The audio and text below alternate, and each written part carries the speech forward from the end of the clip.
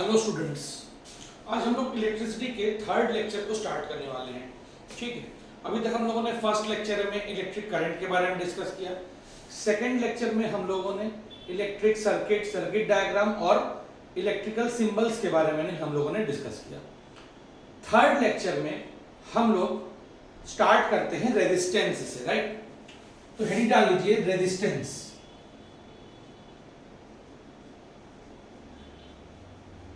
Resistance, अब देखिए word से ही पता चल रहा है रेजिस्टेंस का मतलब क्या होता है? रुकावट, ठीक है, बाधा। ठीक है, इंग्लिश में हम लोग बोले तो ऑब्स्टेकल, हिंड्रेंस। ठीक है, तो जो भी ऐसा कोई भी फैक्टर जो कि करंट के फ्लो में यानी चार्जेस के फ्लो में हिंड्रेंस क्रिएट करे, ऑब्स्टेकल क्रिएट करे, बाधा क्रिएट करे, उसी को हम लोग, उन फैक्टर्स को सबको हम लोग एक साथ क्या बोलते हैं? रेजिस्टेंस। ठीक है, रेजिस्टेंस को हम लोग कैपिटल आर से रिप्रेजेंट करेंगे। ठीक, फिलहाल रेजिस्टेंस कोई भी ऐसा फैक्टर है, any factor which creates hindrance यानी obstacle in the flow of current in a conductor is called resistance। कोई भी ऐसा फैक्टर जो करंट के फ्लो में हिंड्रेंस क्रिएट करे, ऑब्स्टेकल क्रिएट करे, उन फैक्टर्स को एक साथ हम लोग क्या बोलेंगे? रेजिस्टेंस। ठीक है, अच्छा, रेजिस्टेंस को हम लोग किसी भी वायर में या किसी सर्किट में ओम्स में मेजर करते हैं, राइट? रेजिस्टेंस को हम लोग किसी वायर में या किसी सर्किट में हम लोग ओम्स में मेजर करते हैं। ठीक है, ओम्स में, और इसको हम लोग कैपिटल ओमेगा सिंबल से रिप्रेजेंट करते हैं। ये कैपिटल ओमेगा है, बट इसको हम लोग क्या पढ़ेंगे? Ohm's, right? इसके बारे में जब हम लोग नेक्स्ट टॉपिक हमारा ओम्स लॉ डिस्कस करेंगे, तब हम लोग डिटेल में इस रेजिस्टेंस के यूनिट के बारे में, ओम्स के बारे में समझेंगे। ठीक है, अच्छा, अब रेजिस्टेंस के बारे में फर्दर अगर बात किया जाए,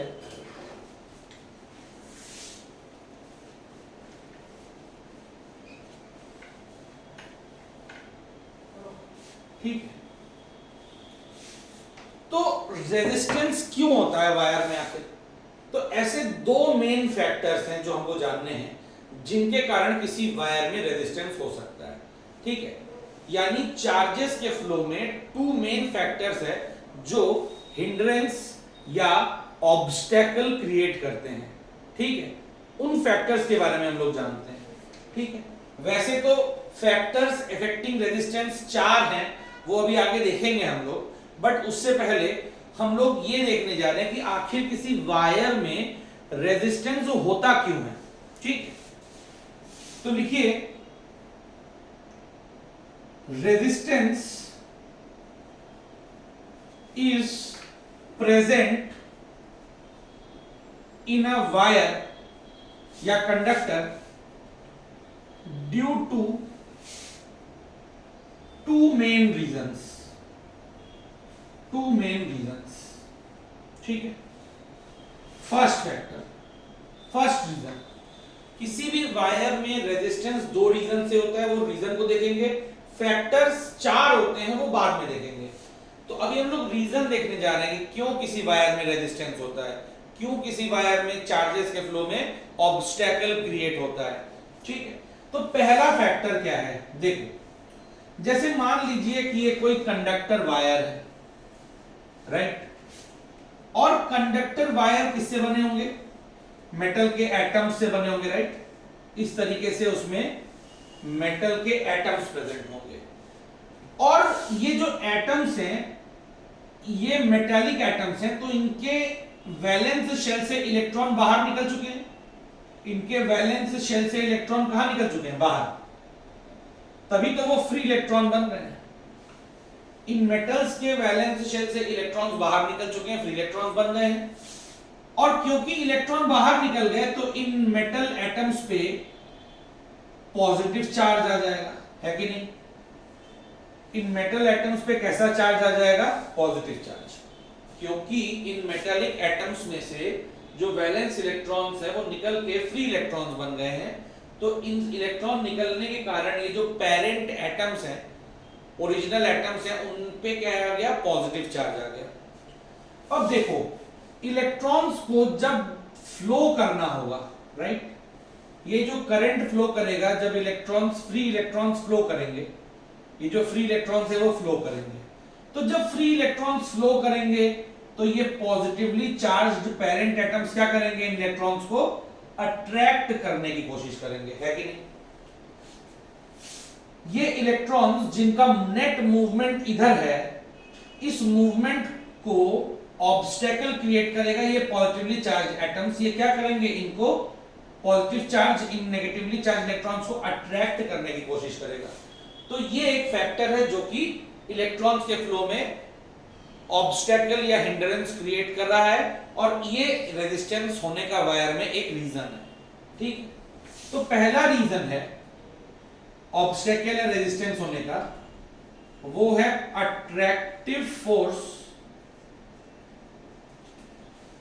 due to the positively charged parent atoms. पहला रीजन क्या है? Attractive force due to the positively charged parent atoms, right. जो सेकंड रीजन है उसको समझा जाए। सेकंड रीजन क्या है रेजिस्टेंस होने का? ये वायर है और इस वायर में बहुत सारे फ्री इलेक्ट्रॉन्स हैं। ये फ्री इलेक्ट्रॉन्स जब फ्लो करेंगे, ये फ्री इलेक्ट्रॉन्स जब फ्लो करेंगे तो फ्लो करते समय ये नेगेटिवली चार्ज इलेक्ट्रॉन, ये भी नेगेटिवली चार्ज, ये भी नेगेटिवली चार्ज, ये एक दूसरे को क्या करेंगे? रिपेल करने की कोशिश करेंगे। जब ये फ्री इलेक्ट्रॉन्स वायर में फ्लो करेंगे तो ये नेगेटिवली चार्ज इलेक्ट्रॉन्स क्या करेंगे? एक दूसरे को रिपेल करने की कोशिश करेंगे, और उस रिपल्शन के कारण उनके इस डायरेक्शन का जो नेट मूवमेंट है उसमें ऑब्स्टेकल क्रिएट होगा। तो इलेक्ट्रॉन फ्री इलेक्ट्रॉन्स के बीच में जो रिपल्शन है, क्योंकि ये बगल बगल चल रहे हैं, तो इस रिपल्शन के कारण भी ये अपने पाथ से डेविएट होंगे इधर उधर, और इस करंट के फ्लो में, इधर चार्जेस के फ्लो में ऑब्स्टेकल क्रिएट होगा जो कि रेजिस्टेंस को कंट्रीब्यूट करता है। ठीक है, तो सेकंड फैक्टर जिसके कारण रेजिस्टेंस होता है वो क्या है? Repulsion due to the flowing nearby free electrons. ठीक है, सेकेंड फैक्टर क्या है? Repulsion due to the nearby flowing free electrons. इसके कारण भी, तो ये दो मेन रीजन है जिसके कारण किसी वायर में रेजिस्टेंस होता है। पहला फैक्टर है अट्रैक्टिव फोर्स, पेरेंट एटम्स का जो इलेक्ट्रॉन्स को खींचने की कोशिश करेगा, और दूसरा repulsive force between the free electrons, जिसके कारण वो अपने पाथ से डेविएट होकर इधर उधर भटकने की कोशिश करेंगे। इन दो फैक्टर्स के कारण किसी वायर में रेजिस्टेंस होता है। ठीक है, अच्छा, अब जरा हम लोग देखते हैं कि रेजिस्टेंस किन फैक्टर्स पे डिपेंड करता है। ठीक है, किसी वायर में रेजिस्टेंस कैसे वेरी करता है, किन फैक्टर्स पे डिपेंड करता है, उसके बारे में हम लोग बात करें। ठीक है, जो कि एग्जाम पॉइंट ऑफ व्यू से काफी इंपॉर्टेंट है। तो हेडिंग डाल लेंगे हम लोग, factors affecting factors on which resistance depends। ठीक है, कौन कौन से ऐसे फैक्टर हैं जिन पे की रेजिस्टेंस डिपेंड करता है? तो ऐसे 4 फैक्टर्स हैं, हम लोग याद रखेंगे कि ऐसे 4 फैक्टर है, ठीक है, ये काफी इंपॉर्टेंट है। पहला फैक्टर है, फर्स्ट फैक्टर है length of the conductor, length of the wire या लेंथ ऑफ द कंडक्टर, यानी कितना लंबा है वो। सेकेंड फैक्टर है area of cross section, area of cross section of the wire, यानी कि कितना चौड़ा है वायर। जैसे ये वायर है आपका, मान लीजिए, तो ये जो एरिया है ना, ये चौड़ाई बता रहा है, इसी को हम लोग बोलते हैं एरिया ऑफ क्रॉस सेक्शन। क्या बोलते हैं इसको हम लोग? एरिया ऑफ क्रॉस सेक्शन, ठीक है। तो लेंथ पे डिपेंड करता है, लेंथ ऑफ द वायर पे, ठीक है। जैसे ये कोई वायर है, ठीक है, तो ये इसका लेंथ है वायर का, और ये जो एरिया दिखाई दे रहा है इसी को हम लोग क्या बोलते हैं? एरिया ऑफ क्रॉस सेक्शन, ठीक है। Area of cross section of the wire A, इस पे भी डिपेंड करता है रेजिस्टेंस। थर्ड फैक्टर जिस पे रेजिस्टेंस डिपेंड करता है, ठीक है, पहला फैक्टर क्या है? लेंथ। दूसरा फैक्टर क्या है? Area of cross section. Third factor जिस पर रेजिस्टेंस डिपेंड करता है वो है temperature of the wire, temperature of the wire, मतलब वायर का टेम्परेचर कितना है, ठीक है। हालांकि टेम्परेचर पे क्या डिपेंडेंसी होती है रेजिस्टेंस की, ये हम लोग अभी नहीं, क्लास 12th में जब करंट इलेक्ट्रिसिटी चैप्टर पढ़ते हैं तो उसमें हम लोग डिस्कस करते हैं, ठीक है। अभी फिलहाल हमको लेंथ और एरिया पे कंसंट्रेट करना है। टेम्परेचर पे क्या डिपेंडेंसी होती है रेजिस्टेंस की, ये हम लोग क्लास 12th में जो यूनिट है हमारा करंट इलेक्ट्रिसिटी, उसमें हम लोग डिस्कस करते हैं, ठीक। टेम्परेचर, केल्विन टेम्परेचर T है, ठीक। और जो फोर्थ फैक्टर है जिस पे रेजिस्टेंस डिपेंड करता है उसको हम लोग बोलते हैं मटेरियल ऑफ द वायर, यानी किस मटेरियल से ये वायर बना है, ठीक है। Material of the wire, material of the wire. In 4 factors पे किसी भी वायर का रेजिस्टेंस डिपेंड करेगा। तो सबसे पहला फैक्टर है लेंथ। थोड़ा सा लेंथ के बारे में बात किया जाए। देखो, जैसे मान लो कि ये एक वायर है, इसका लेंथ है L, और ये एक वायर लिया हमने सेम चौड़ाई का जो कि डबल लेंथ का है, यानी इसका लेंथ है 2L, राइट। ये जो वायर है सेम चौड़ाई का है, ठीक है, इसके जैसा, बट लेंथ इसका डबल है, ठीक है। तो अब देखो, चार्जेस को यहां से यहां फ्लो करने के लिए केवल इतने पार्ट का रेजिस्टेंस फेस करना पड़ता है एटम्स के कारण। बट अब जब लेंथ हमने बढ़ा दिया तो इतने पार्ट के साथ साथ इतने पार्ट का भी अब एटम्स का रेजिस्टेंस चार्जेस को फेस करना पड़ेगा। यानी लेंथ बढ़ जाने से जो करंट का फ्लो था, चार्जेस का फ्लो था, उसका हिंड्रेंस भी बढ़ गया, ठीक है, क्योंकि पहले इतने एटम्स के कारण रेजिस्टेंस था, अब इतने एटम्स के कारण रेजिस्टेंस है कि नहीं। तो लेंथ बढ़ाने से रेजिस्टेंस भी बढ़ जाएगा, ठीक है। यानी देखा गया कि लेंथ को डबल करने से रेजिस्टेंस भी डबल हो जा रहा है। तो हम लोग कह सकते हैं, और लेंथ को घटाओगे तो रेजिस्टेंस घटेगा, लेंथ को आप आधा करोगे तो रेजिस्टेंस भी आधा हो जाएगा, ठीक है। तो इस तरह के रिलेशन को, जिसमें एक क्वांटिटी को डबल करने पे दूसरा भी डबल हो जाए, एक को 3 टाइम्स करेंगे तो दूसरा भी 3 टाइम्स हो जाए, एक को हाफ करोगे तो दूसरा भी हाफ हो जाए, इस तरह के रिलेशन को हम लोग बोलते हैं डायरेक्टली प्रोपोर्शनल। क्या बोलते हैं इस तरह के रिलेशन को? Directly proportional. तो हम कह सकते हैं कि लेंथ बढ़ने से रेजिस्टेंस बढ़ता है और लेंथ घटने से रेजिस्टेंस घटता है। इसका मतलब, और जिस प्रोपोर्शन में लेंथ बढ़ेगा उसी प्रोपोर्शन में रेजिस्टेंस भी बढ़ेगा। लेंथ दुगना हुआ तो रेजिस्टेंस भी दुगना हो जाएगा। तो हम लोग कह सकते हैं कि रेजिस्टेंस जो है वो directly proportional to length of the wire होता है। ठीक है, resistance is directly proportional to the length of the wire. इसको बाद में हम लोग जब रेजिस्टिविटी पढ़ेंगे, स्पेसिफिक रेजिस्टेंस, तब इसको हम लोग दोबारा देखेंगे। ठीक है, नेक्स्ट है area of cross section of the wire.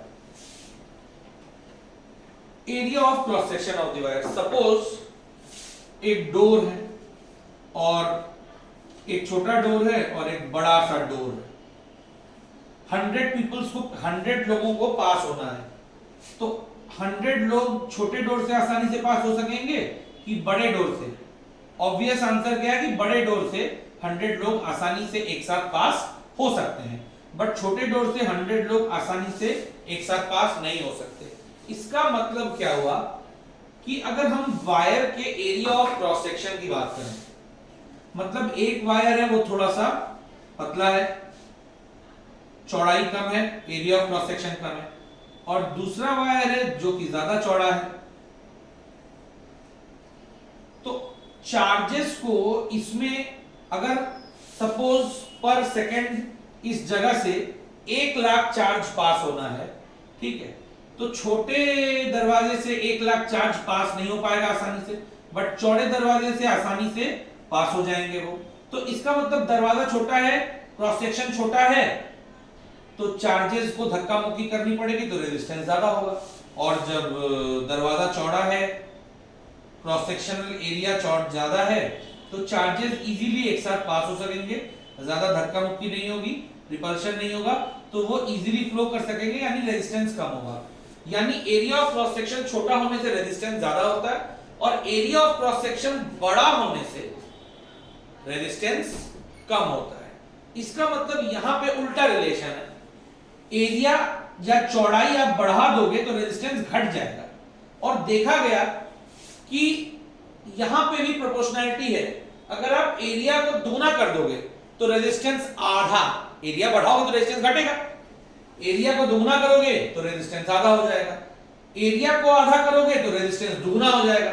तो इस तरह के रिलेशन को, जहां पे एक क्वांटिटी को बढ़ाने से दूसरी क्वांटिटी सेम प्रोपोर्शन में घट जाए, उसको हम लोग इनवर्सली प्रोपोर्शनल बोलते हैं। तो जो रेजिस्टेंस ऑफ द वायर होता है वो इनवर्सली प्रोपोर्शनल, ये सिंबल है प्रोपोर्शनल का, और 1 मतलब इनवर्सली प्रोपोर्शनल। तो रेजिस्टेंस जो है वो inversely proportional to area of the wire होता है, राइट। रेजिस्टेंस क्या होता है? एरिया ऑफ वायर के इनवर्सली प्रोपोर्शनल होता है, ठीक है। टेम्परेचर की अगर बात करें तो एग्जैक्ट रिलेशन हम लोग 12th में पढ़ेंगे। अभी फिलहाल हम ये जान ले कि हाँ, टेम्परेचर अगर बढ़ाएंगे, अगर वायर को हीट करेंगे, टेम्परेचर बढ़ाएंगे तो एटम्स का वाइब्रेशन बढ़ेगा। टेम्परेचर को बढ़ाएंगे, हीट करेंगे वायर को, तो जो एटम्स हैं उनकी वाइब्रेशनल एनर्जी बढ़ेगी, वो वाइब्रेशन बढ़ेगा, और वाइब्रेशन बढ़ने से इलेक्ट्रॉन्स का, फ्री इलेक्ट्रॉन्स का फ्लो मुश्किल हो जाएगा, क्योंकि एटम्स तेजी से वाइब्रेट करेंगे। टेम्परेचर बढ़ाओगे तो एटम्स का वाइब्रेशन बढ़ेगा, और एटम्स का वाइब्रेशन बढ़ेगा तो अब चार्जेस फ्लो नहीं कर सकते, मुश्किल से फ्लो करेंगे, यानी टेम्परेचर बढ़ाने पे वाइब्रेशन बढ़ता है और इस वजह से हिंड्रेंस ज्यादा हो जाता है, रेजिस्टेंस बढ़ जाता है। यानी हम कह सकते हैं कि टेम्परेचर बढ़ाने से रेजिस्टेंस ऑफ द वायर बढ़ जाएगा, ठीक है। टेम्परेचर बढ़ाने से जो कंडक्टर है उसका रेजिस्टेंस बढ़ जाएगा। और लास्ट में जो लास्ट फैक्टर है जिस पे रेजिस्टेंस डिपेंड करता है वो है मटेरियल ऑफ द वायर। अब देखो, अलग अलग मटेरियल की चार्जेस को फ्लो कराने की अलग अलग क्षमता है। जैसे गोल्ड, सिल्वर, ये सब बेस्ट कंडक्टर्स में आते हैं, तो इनमें रेजिस्टेंस काफी लो होता है, ठीक है। तो ये इजीली चार्जेस को फ्लो होने देते हैं, तो रेजिस्टेंस काफी लो होता है गोल्ड में, सिल्वर में, बट ये कॉस्टली भी होते हैं। कॉपर में रेजिस्टेंस थोड़ा ज्यादा होता है गोल्ड और सिल्वर के कंपैरिजन में, मगर तब भी कम है। तो इसलिए, और कॉपर सस्ता है तो इसलिए मोस्टली हम लोग कॉपर, एल्यूमिनियम, इस तरह के वायर्स को यूज करते हैं। कुछ मटेरियल ऐसे होते हैं जो फ्री इलेक्ट्रॉन जनरेट ही नहीं करते, जिनको हम लोग इंसुलेटर्स बोलते हैं, नॉन कंडक्टर्स या इंसुलेटर्स, तो उनका रेजिस्टेंस बहुत बहुत बहुत हाई होता है, तो वो प्रैक्टिकली कोई करंट उनसे फ्लो ही नहीं कर पाता। ठीक है, तो मटेरियल ऑफ वायर जो गुड कंडक्टर्स हैं, बहुत अच्छे कंडक्टर्स हैं, उनका रेजिस्टेंस लो होता है, जो इंसुलेटर्स हैं बैड हैं, उनका रेजिस्टेंस बहुत हाई होता है। तो मटेरियल ऑफ वायर पे भी कहीं ना कहीं डिपेंड करता है रेजिस्टेंस। ठीक है, तो ये चार फैक्टर्स हैं जिन पर रेजिस्टेंस डिपेंड करता है: length of the wire, cross sectional area of the wire, temperature of the wire और material of the wire. Length बढ़ाने से रेजिस्टेंस बढ़ता है, एरिया ऑफ क्रॉस सेक्शन बढ़ाने से रेजिस्टेंस घटता है, टेम्परेचर बढ़ाने से भी रेजिस्टेंस बढ़ता है। मटेरियल में तो कोई इस तरह का रिलेशन नहीं है। ठीक है, मटेरियल के लिए हम लोग अभी आगे रेजिस्टिविटी देखते हैं मटेरियल की, तो आगे पढ़ेंगे वो। ठीक है, अच्छा क्लियर है यहां तक? ठीक है, अगली क्लास जो अगला लेक्चर जो हमारा है उसमें हम लोग एक बहुत इंपॉर्टेंट टॉपिक डिस्कस करने वाले हैं, सबसे इंपॉर्टेंट टॉपिक इस चैप्टर का, जिसको हम लोग ओम्स लॉ बोलते हैं। ठीक है, उसी पे हमारे आगे की पूरी पढ़ाई डिपेंडेंट है इस चैप्टर की। अच्छा, तो उससे पहले हम लोग देखो करंट क्या होता है पता चल गया, रेजिस्टेंस क्या होता है उसके बारे में आइडिया लग गया। अब हम लोग थोड़ा सा पोटेंशियल डिफरेंस की बात कर लेते हैं। ठीक है, हम लोग आगे जैसे जैसे न्यूमेरिकल्स वगैरह आएंगे हम लोग साथ ही साथ न्यूमेरिकल्स भी प्रैक्टिस करेंगे इसमें। ठीक है, थियरी पार्ट के लिए आपको बुक रिफर करने की कोई जरूरत नहीं, अगर आप ये वीडियो देख रहे हैं तो। ठीक है, आपको बुक की जरूरत थियरी के लिए नहीं है। न्यूमेरिकल्स के लिए आप बुक रिफर कर सकते हैं, कुछ न्यूमेरिकल्स हम करवाएंगे और कुछ प्रैक्टिस के लिए आप अपने से कर सकते हैं। राइट, चलिए हेडिंग डालिए पोटेंशियल डिफरेंस। पोटेंशियल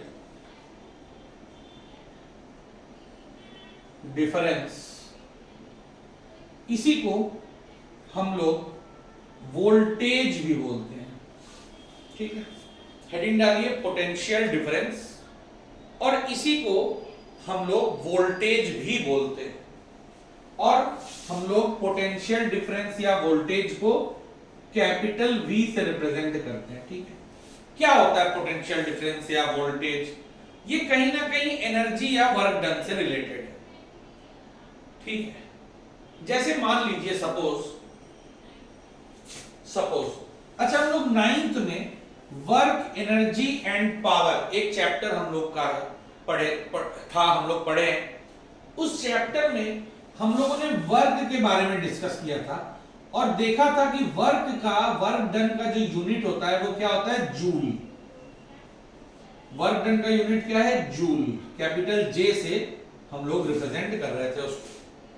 ठीक है, तो वर्क डन भी कहीं ना कहीं एनर्जी ही है, एनर्जी से ही रिलेटेड है। तो थोड़ा सा समझा जाए इस टॉपिक को। ठीक है, जैसे मान लो कि ये कोई इलेक्ट्रिक फील्ड है, मतलब कोई चार्ज है, उस चार्ज के अराउंड जो रीजन होता है उसमें तुम किसी दूसरे चार्ज को ले आओगे, तो ये पहला वाला चार्ज उसको क्या करेगा? कोई चार्ज है, उसके अराउंड कोई रीजन ऑफ स्पेस है, कोई जगह है, उस जगह में तुम किसी दूसरे चार्ज को ले आओगे, तो जो पहला वाला चार्ज है या तो उसको अट्रैक्ट करेगा या तो उसको रिपेल करेगा। अगर सेम नेचर है तो रिपेल करेगा, अपोजिट नेचर है तो अट्रैक्ट करेगा। यानी हम कह सकते हैं जो पहला चार्ज है वो दूसरे चार्ज को इफेक्ट करेगा। तो ये पहले चार्ज के रीजन ऑफ इंफ्लुएंस में अगर कोई चार्ज आ जाता है तो ये पहला वाला चार्ज उसे इफेक्ट करता है। तो इसी रीजन ऑफ इंफ्लुएंस को हम लोग इलेक्ट्रिक फील्ड बोलते हैं। इसी रीजन ऑफ इंफ्लुएंस को किसी चार्ज के अराउंड जो उसका रीजन ऑफ इंफ्लुएंस होता है, जिसमें कोई अदर चार्ज आ गया तो वो उसको अफेक्ट कर सकेगा अट्रैक्टिव या रिपल्सिव फोर्स लगा के। उस रीजन ऑफ इंफ्लुएंस को, उस इनविजिबल स्पेस को हम लोग इलेक्ट्रिक फील्ड बोलते हैं। Electric field. तो मान लो कि कहीं कोई इलेक्ट्रिक फील्ड है और इलेक्ट्रिक फील्ड में ये एक पॉइंट है A और ये एक पॉइंट है B। ठीक है, किसी इलेक्ट्रिक फील्ड में दो पॉइंट्स हैं, पॉइंट A एंड B। अगर हमको पॉइंट A से पॉइंट B तक सपोज हमको क्यू चार्ज को मूव करना है। कितने चार्ज को मूव करना है हमको? क्यू कूलम चार्ज को पॉइंट ए से पॉइंट बी तक मूव करना है। और पॉइंट ए से पॉइंट बी तक क्यू चार्ज को मूव करने के लिए, दोनों पॉइंट किसी इलेक्ट्रिक फील्ड में है, पॉइंट ए से पॉइंट बी तक क्यू चार्ज को मूव करने के लिए हमको जो वर्क डन करना पड़ा वो कितना है? W। हमको कितना वर्क डन करना पड़ा? W। ठीक है, यानी पॉइंट ए से पॉइंट बी तक क्यू चार्ज को मूव करने के लिए W वर्क डन करना पड़ा। तो हम कह सकते हैं कि क्यू कूलम चार्ज को पॉइंट ए से पॉइंट बी तक मूव करने के लिए क्यू कूलम चार्ज को हमको यूनिटरी मेथड बताए थे फर्स्ट क्लास में, वही मेथड है। पॉइंट ए से पॉइंट बी तक क्यू चार्ज को मूव करने के लिए हमको W वर्क डन करना पड़ा। तो क्यू चार्ज के लिए मूव करने के लिए ए से बी तक अगर W वर्क डन करना पड़ा तो एक कूलम चार्ज को मूव करने के लिए, एक कूलम मतलब unit charge, unit charge, unit मतलब 1, एक कूलम चार्ज को, यूनिट चार्ज को मूव करने के लिए कितना वर्क डन करना पड़ेगा? क्यू चार्ज को मान लो ये 5 कूलम को था, 5 कूलम के लिए 10 जूल वर्क हो रहा है, यानी एक कूलम को मूव करने के लिए कितना वर्क डन कर रहे हैं? 2 जूल, 10/5। वैसे क्यू कूलम को मूव करने के लिए W वर्क डन कर रहे हैं, तो 1 कूलम को मूव करने के लिए W/Q वर्क डन करेंगे। ठीक है, जैसे 5 कूलम को मूव करने के लिए अगर 10 जूल वर्क करना पड़ रहा है, यानी 1 कूलम को मूव करने के लिए 10/5 यानी 2 जूल वर्क करना पड़ रहा है। बस वही किए हैं यहाँ पे, यूनिटरी मेथड।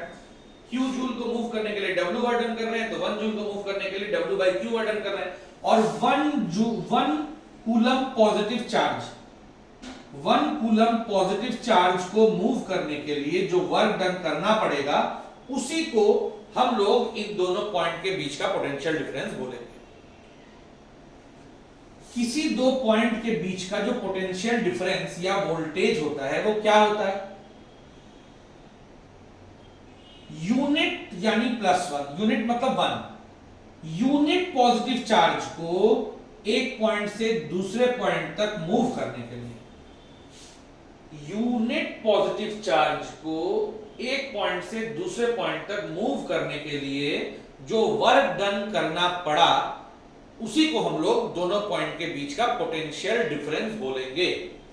क्यू चार्ज के लिए W जूल वर्क करना पड़ रहा था, तो 1 कूलम पॉजिटिव चार्ज के लिए W/Q वर्क डन करना पड़ा, और 1 कूलम चार्ज को मूव करने के लिए जो वर्क डन करना पड़ेगा दोनों पॉइंट के बीच में, उसी को दोनों पॉइंट के बीच का पोटेंशियल डिफरेंस हम लोग बोलेंगे। तो potential difference between the points A B, तो उसको VAB लिख दिए। Potential difference between the points A B को निकालने के लिए वर्क डन निकालना पड़ेगा कि ए से बी तक क्यू चार्ज को मूव करने के लिए कितना वर्क डन करे, तो मान लो वो W है, और चार्ज कितना मूव किए? Q। तो इसी को हम लोग दोनों पॉइंट के बीच का पोटेंशियल डिफरेंस बोलते हैं, यानी the amount of work done to move a unit positive charge from one point to another point without acceleration,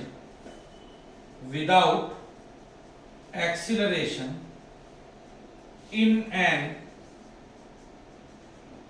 electric field is called the potential difference between the two points। ठीक है, unit positive charge को एक point से दूसरे point तक move करने के लिए विदाउट एक्सेलरेशन जो वर्क डन करना पड़ेगा उसी को हम लोग potential difference between the two points बोलेंगे। Potential difference between the points A B कितना होगा? Work done upon charge move. ठीक है, पोटेंशियल डिफरेंस का क्या फॉर्मूला मिला? वोल्टेज बोलते हैं इसको, पोटेंशियल डिफरेंस को work done upon charge moved, right.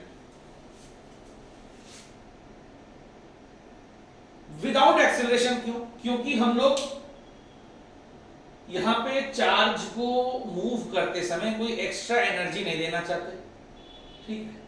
हम चाहते हैं कि चार्ज हमेशा इक्विलिब्रियम में हो। उसका क्या मीनिंग है, आप लोग जब क्लास 12 में जाएंगे तब ये मीनिंग और क्लियर होगा, बट डेफिनेशन में क्योंकि ये लिखा रहता है ओरिजिनल डेफिनेशन, तो इसलिए मैंने लिख दिया। अभी आप इतना समझिए, ठीक है। जैसे फॉर एग्जांपल एक क्वेश्चन लेके देखते हैं। अच्छा, पहले यूनिट के बारे में बात करते हैं। पोटेंशियल डिफरेंस या वोल्टेज का जो एसआई यूनिट होता है उसको हम लोग बोलते हैं वोल्ट। उसको हम लोग क्या बोलते हैं? वोल्ट। और उसको भी कैपिटल वी से रिप्रेजेंट करते हैं। वोल्ट क्या है? Work done upon charge moved. Work done किस में होगा? जूल में। और चार्ज मूव्ड किस में? कूलम में। और ये वोल्ट में, यानी 1 वोल्ट क्या है? 1 जूल अपॉन कूलम, 1 जूल पर कूलम। 1 वोल्ट का मतलब क्या होता है? 1 जूल पर कूलम। यानी जब किसी इलेक्ट्रिक फील्ड में किसी दो पॉइंट के बीच में 1 कूलम चार्ज को मूव करने के लिए, किसी इलेक्ट्रिक फील्ड में किसी दो पॉइंट के बीच में अगर 1 कूलम पॉजिटिव चार्ज को मूव करना है और उसके लिए तुमको केवल 1 जूल वर्क डन करना पड़े, केवल 1 जूल वर्क डन करना पड़े 1 कूलम चार्ज को मूव करने के लिए, तो उन दोनों पॉइंट के बीच का जो पोटेंशियल डिफरेंस होता है उसी को हम लोग 1 वोल्ट बोलते हैं, ठीक है। तो 1 वोल्ट मतलब 1 जूल पर कूलम। एक क्वेश्चन समझते हैं। जैसे मान लो बोला है कि in an electric field the potential difference between points A and B is 20 volts, ठीक है। Calculate the work required